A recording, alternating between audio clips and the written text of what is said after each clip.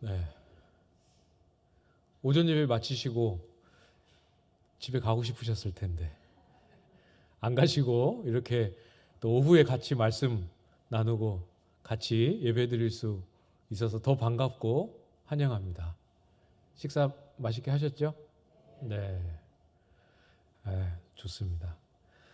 오늘 본문은 사사기 이 문맥과 분위기, 전체적인 사사기의 흐름과 분위기에 조금은 이렇게 이 시간차가 생기는, 시간의 흐름이 살짝 어긋나 있는 것 같은 그런 느낌을 보여주죠.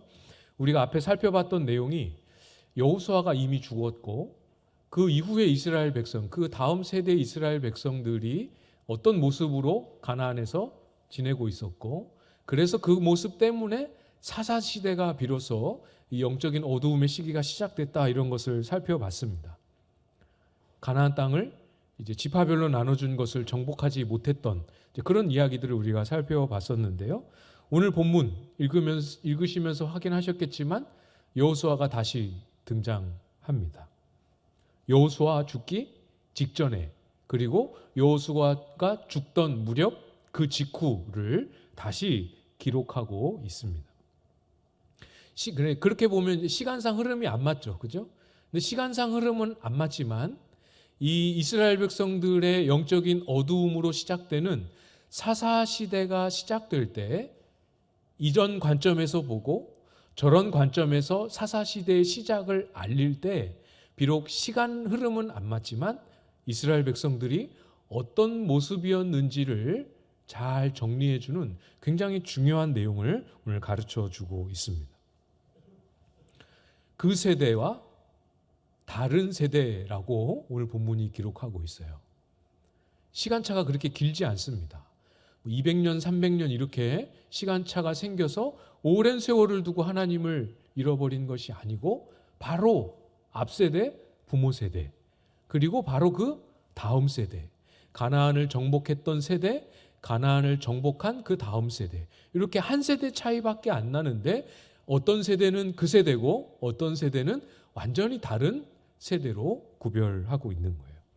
그 부분, 과연 어떤 모습의 차이가 있는가 오늘 같이 살펴보려고 하는데요. 먼저 그 세대가 어떤 세대인지 같이 보도록 하겠습니다. 6절 말씀해 보시면, 전에 여호수아가 백성을 보내매 이스라엘 자손이 각기 그들의 기업으로 가서 땅을 차지하였고. 특별하게 새로운 내용은 없습니다. 여호수아와 함께 가나안을 정복했습니다. 쫓아내지 못한 성읍들과 족속들이 있었지만 어쨌건 이제 이스라엘 백성들은 어떤 모양이든지 간에 가나안에서 정착하는 정착 생활이 시작되었어요. 이 이스라엘 백성들의 삶의 환경의 변화가 보이십니까? 칼을 들고 전쟁을 치러야 했던 이스라엘 백성이 이제 뭘 들기 시작한 거예요? 농기구를 들고 밭을 갈기 시작한 겁니다. 어떤 게 더 긴장될까요? 칼을 드는 게 더 긴장될까요? 농기구를 들고 밭 가는 게 더 긴장될까요? 당연히 전쟁이 훨씬 더 두렵고 긴장되지 않겠습니까? 이제 전쟁을 안 해도 되는 시대가 되었으니 긴장도 풀리고 마음도 편안하고, 그런 시대에 큰 변화가 이스라엘에게 주어졌습니다. 극도로 긴장했다가 긴장이 풀리면 어떻게 되죠? 몸살이 오지 않습니까? 몸살이 오지 않습니까? 이스라엘 백성들은 어떤 모습이었을까요? 전쟁이라는 극도의 긴장이 이제 다 끝났습니다. 이제는 이제 편안하게 정착해서 땅도 일구고 밭도 일구고 농사 짓는 생활이 시작이 되었어요.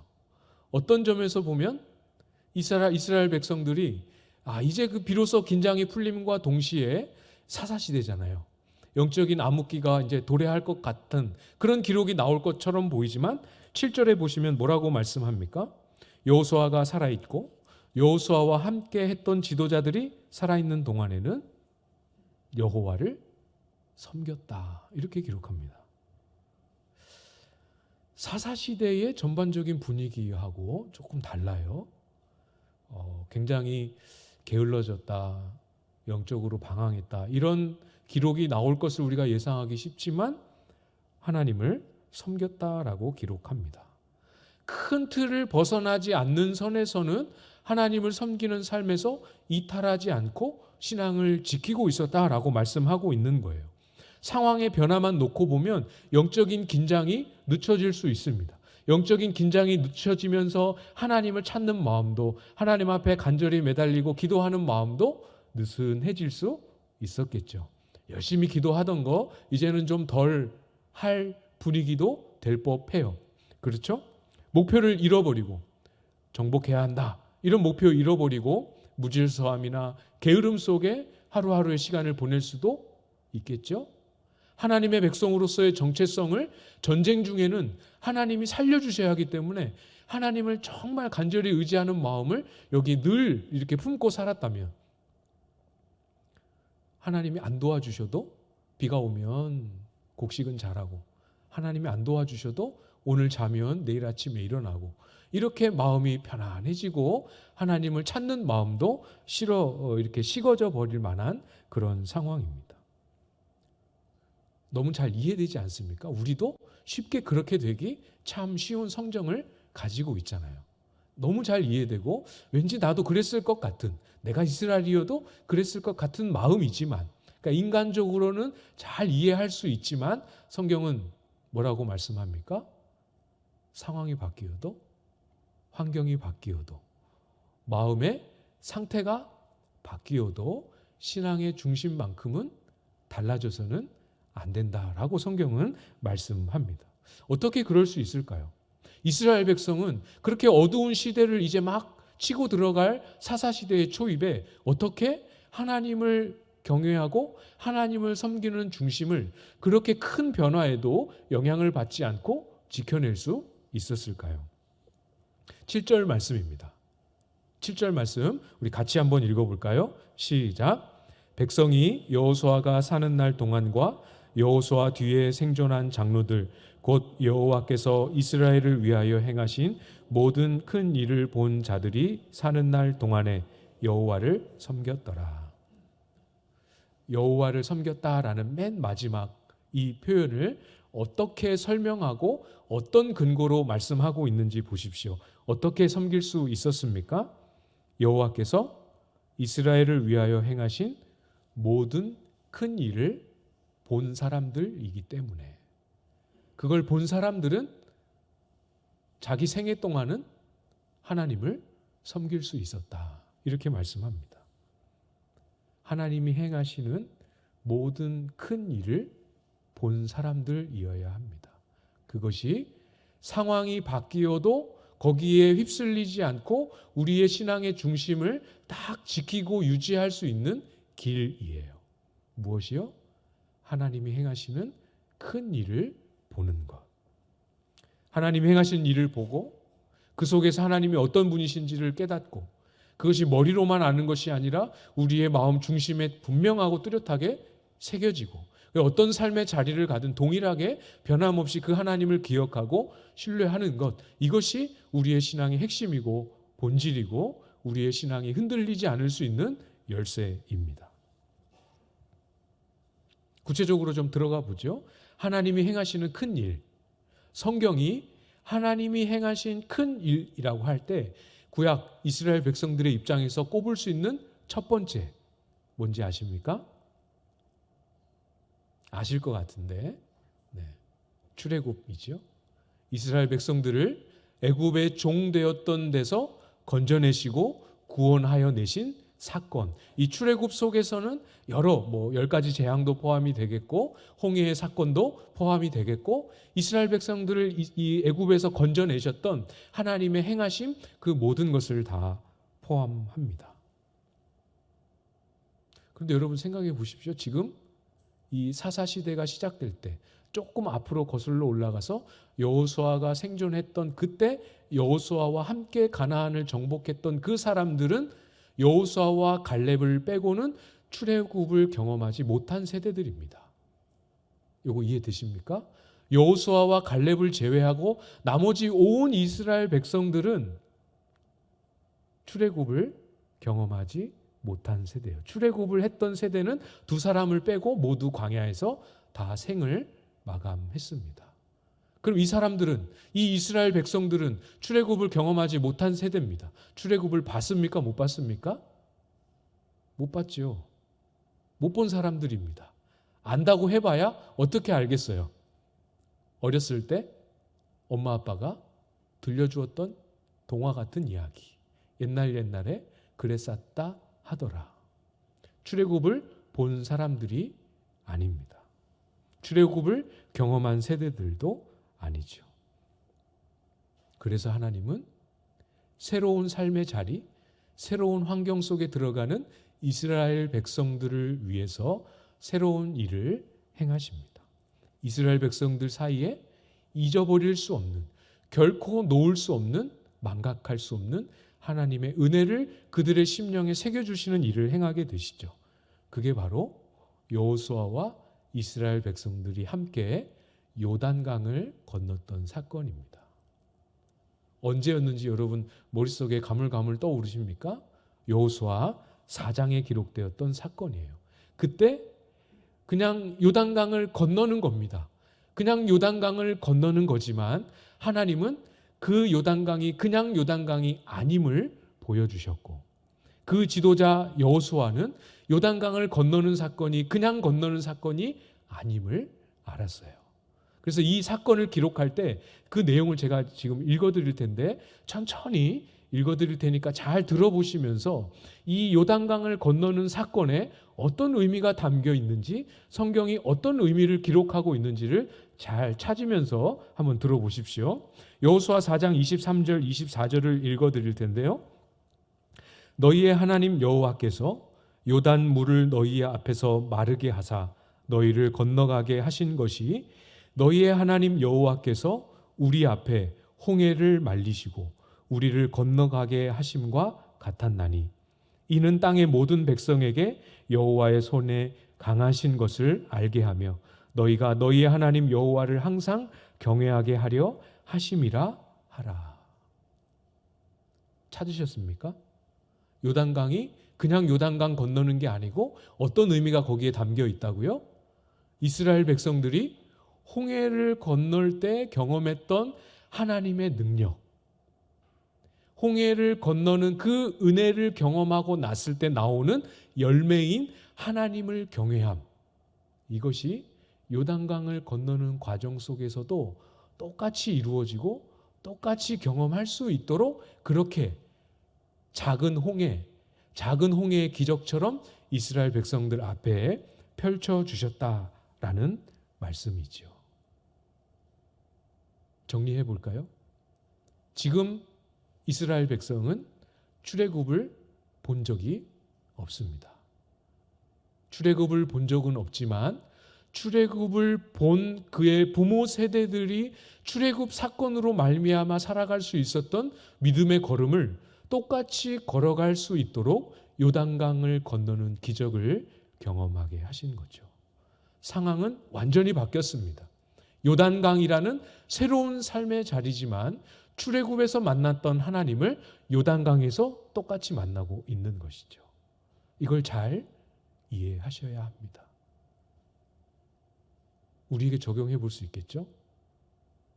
이스라엘에 안 가셔도, 굳이 요단강 안 찾아가셔도, 굳이 그 홍해 광야, 그 이스라엘을 찾아가지 않아도 지금 여기 우리의 삶의 자리에서도 수천 년 전에 이스라엘 백성들이 애굽에서 나오고 홍해를 건널 때 경험했던 그 하나님의 놀라운 구원의 역사는 지금 여기에서도 똑같이 경험할 수 있다라는 것이 오늘 본문이 가르쳐주는 중요한 신앙의 원리이죠. 오늘 설교 제목처럼 여호수아와 함께 그 신앙을, 하나님을 경외하는 신앙을 잃어버리지 않았던 그 세대, 어떤 세대였다고요? 하나님의 행하신 큰 일을 본 세대. 직접 보지 않았어도, 직접 경험하지 않았어도 기록되어 있는, 우리가 들어서 배운 그 하나님을 오늘 우리의 삶에서 경험하고 만나고 알고 있는 그 세대를 오늘 본문은 말씀하고 있습니다. 그러니까 특정한 경험이 나에게는 없다. 이것이 중요한 문제는 아니다라는 것 잘 이해가 되시죠? 출애굽을 우리가 경험할 필요도 없지만 많은 사람들이 신앙의 중요한 요소라고 여기는 특정한 경험, 신비적인 체험 이런 것이 중요한 것이 아닙니다. 어떤 삶의 자리에서도 출애굽을 가능하게 하셨던 하나님 똑같이 경험하고 만날 수 있는 길이 열려 있는 것이죠. 그걸 위해서 이걸 하면 됩니다. 출애굽 또는 출애굽 말고 오늘 우리의 하나님의 백성들에게 허락하신 구원의 놀라운 역사가 기록되어 있는 하나님이 이런 분이시고 하나님이 우리를 위하여 이런 일을 하셨다라고 기록하고 있는 성경을 여십시오.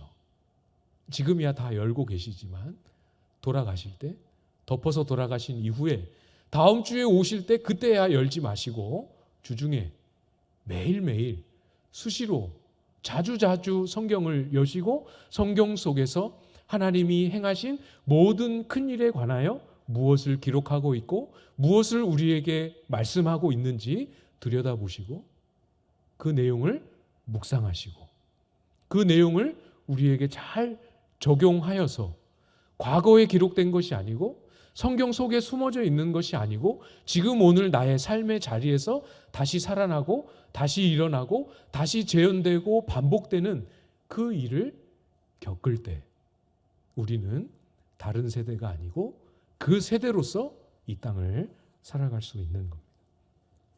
한 가지만 예를 한번 들어보겠습니다. 우리 폐회 찬송할 때 가난하나 모든 자를 부욕해 하는 이로다 이런 가사가 있지 않습니까? 앞뒤가 안 맞죠? 가난한데 어떻게 부유하게 할 수 있겠습니까? 분명히 성경은 우리의 그런 삶을 가능하다라고 말씀하셨고 또 명령하셨습니다. 어떻게 할 수 있을까요? 우리의 삶이 소유에서 부요함을 찾으면 그런 삶은 불가능합니다. 있어야 가능하고 없으면 불가능하죠. 그러나 우리의 삶이 소유에서 얼마나 많이 가졌느냐에서 부요함을 찾지 않고 성경이 가르쳐주는 바를 따라서 다른 곳에서 부요함을 찾으면 이야기가 달라지게 되지 않겠습니까? 로마서 8장 32절에 이렇게 기록하고 있습니다. 자기 아들을 아끼지 아니하시고 우리 모든 사람을 위하여 내주시니가 어찌 그 아들과 함께 모든 것을 우리에게 주시지 아니하겠느냐. 하나님 아버지로부터 아들을 주시는 사랑은 여기 계신 모든 분들이 다 똑같이 받았습니다. 그렇죠? 아들을 주신 하나님의 사랑의 효력으로 모든 분들이 똑같이 구원의 은혜를 받으셨어요. 그러나 그것이 끝이 아닙니다. 하나님이 아들을 우리에게 주셨다라는 이 하나님의 큰 일을 오늘 우리의 삶의 자리에서 묵상하고 적용하고 이 말씀을 우리의 삶의 깊숙한 곳까지 가지고 올 때 이 말씀이 의미하는 바에 열매가 우리 삶 속에 나타나야 하는 것이죠. 어떻게 나타나겠습니까? 오늘 본문 방금 제가 읽어드렸던 그 말씀, 아들과 함께 모든 것을 우리에게 주시지 아니하겠느냐.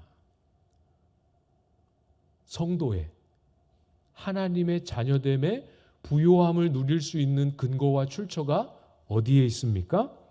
소유에 있지 아니하고 아들을 주신 하나님의 마음, 하나님의 사랑 속에 그 출처가 있는 거죠.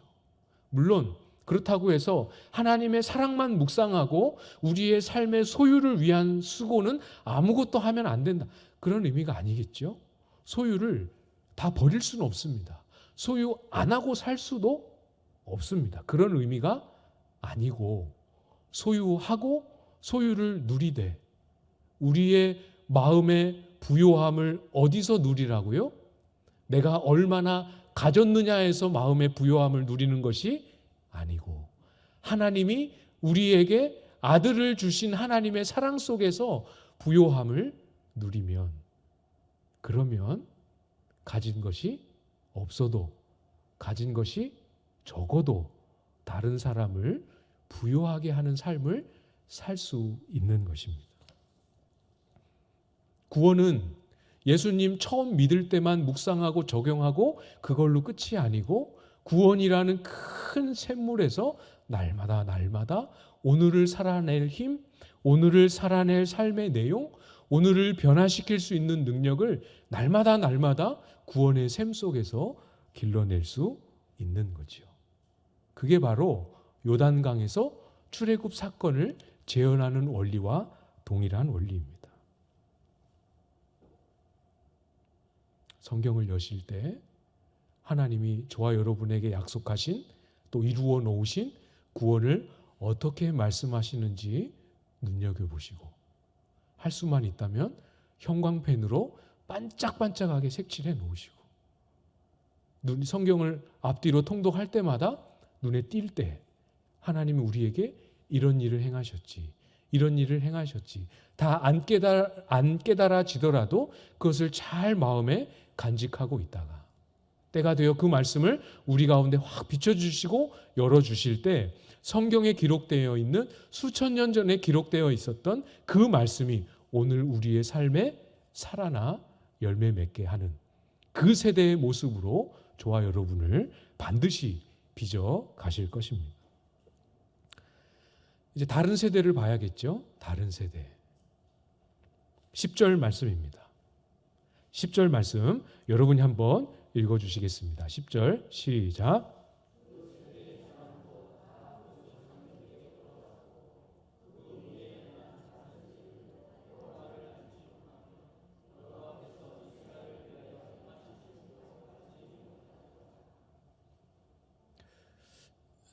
어렵지 않죠? 똑같습니다. 10절에서 말씀하고 있는 다른 세대의 특징과 다른 세대로 될 수밖에 없는, 바로 부모 세대, 자녀 세대 한 세대인데도 불구하고 다른 세대가 될 수밖에 없는 이유를 뭐라고 말씀합니까? 여호와를 알지 못하며 여호와께서 이스라엘을 위하여 행하신 일도 알지 못했다. 여러분, 너무 안타깝죠. 조건은 똑같아요.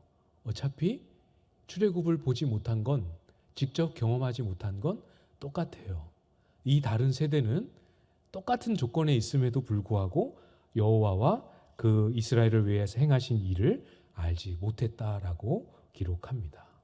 이걸 굉장히 주의해서 보아야 합니다. 이 다른 세대는 하나님을 알지 못하고 하나님이 행하신 일도 알지 못했기 때문에 다른 세대, 탈락, 끝, 너네는 이제 퇴장, 이렇게 최종적으로 이스라엘 백성들을 낙인 찍기 위함이 아니라는 사실을 우리가 아주 잘 주의를 기울여서 이해를 해야 합니다. 너네는 그런 세대니까 틀렸어, 이게 끝이 아니라는 거예요. 하나님이 다른 기대와 다른 계획을 가지고 계십니다. 바로 다음 장 사사기 3장 2절 말씀을 보실까요? 사사기 3장 2절에 제가 읽어드리겠습니다. 이스라엘 자손의 세대 중에 아직 전쟁을 알지 못하는 자들에게 그것을 가르쳐 알게 하려 하사 남겨두신 이방 민족들은. 비슷한 내용 어디서 보지 않았습니까? 우리가 지난주에 살펴봤던 내용이고 바로 사사기 2장 앞에 기록된 내용이죠. 쫓아내지 못했더라, 쫓아내지 못한 족속들은 이러하더라, 엄청나게 많이 기록되어 있지 않습니까? 그 방대한 이스라엘의 실패의 역사로 우리가 봤었던 내용인데, 오늘 3장 2절에서는 뭐라고 말씀합니까?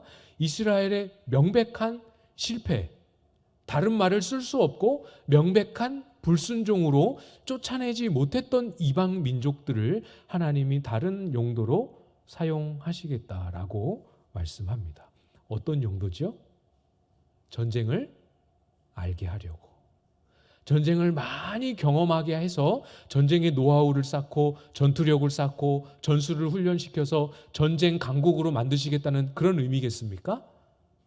이렇게 말하면 아니라는 대답을 쉽게 하실 수 있겠죠. 그런 의미가 아니고, 전쟁 가운데 이 남겨두신 민족들과 전쟁을 통해서 뭘 배우는 거예요? 하나님을 신뢰하는 법, 하나님을 신뢰할 때 우리의 손에서는 아무런 계산이 안 나오는데 하나님을 신뢰할 때 하나님이 앞서가시고 하나님이 승리하게 하시고 하나님이 적들의 손에서 건져내시는 것을 배우게 하시겠다라는 거죠.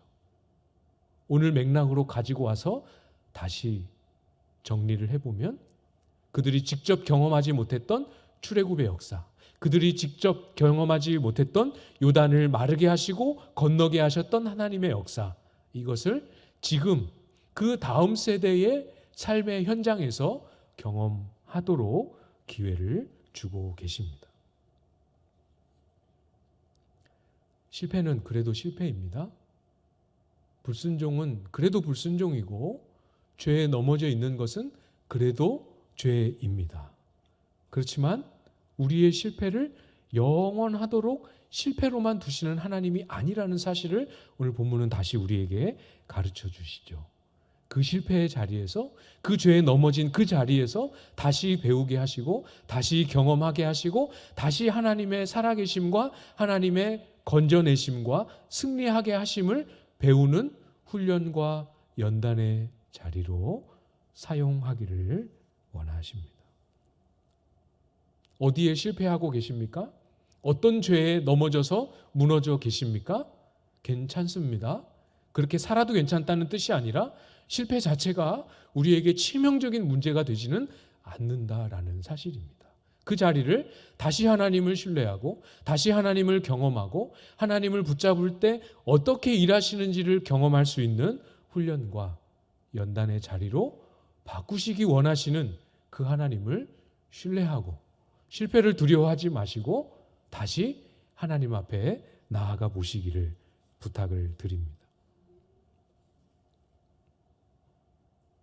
실패 두려워하지 마시고 이걸 이길 수 없다, 거기에 마음을 빼앗기지 마시고 그 자리에서 우리가 비록 이스라엘과 똑 닮은 다른 세대의 모습으로 이런 삶의 자리에선 하나님이 어떻게 일하실지 아무런 지식이 없는 다른 세대의 모습이라 할지라도 그 자리에서 다시 하나님을 경험하게 하시기를 원하시는 그 하나님의 부름을 따라 다시 도전하시고 다시 순종하시고 다시 하나님을 신뢰하며 일어서는, 그래서 그 세대의 모습으로 저와 여러분의 삶이 회복되고 더 온전해져 갈 수 있기를 주님의 이름으로 축복합니다.